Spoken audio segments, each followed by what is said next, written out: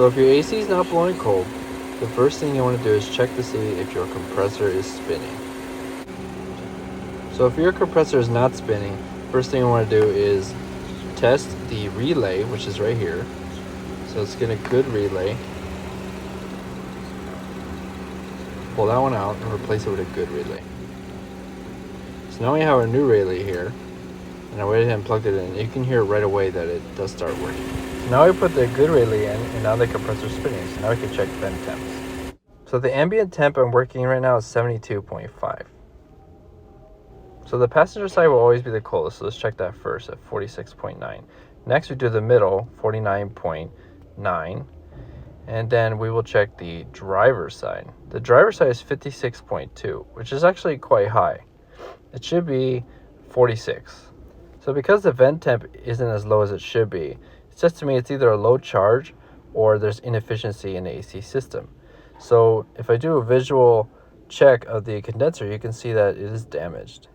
This is a thermal image of the condenser, and you can see blue spots on the condenser where the entire condenser should be one uniform orange or red color and one temperature. But as you can see in this video, there are spots that are blue and many other dark cold spots. So these vent temps are really low. The low side should be 35 and the high side should be at least 100. So this is probably low, unfortunately. So I'm going to go ahead and cover it. So to check the evaporator, I like to take the blower motor off. It's only 3 screws, just a plastic cover.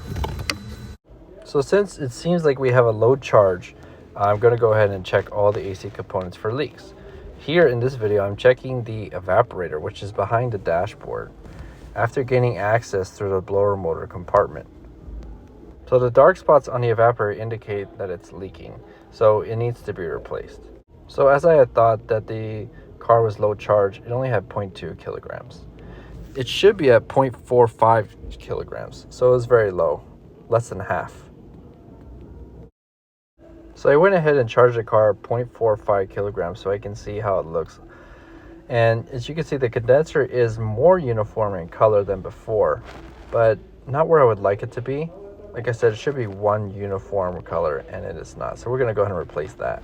So now I'll recheck the vent temps. The driver's side is 46, the middle is 44, and the passenger side is 44, which is a lot lower than it was earlier.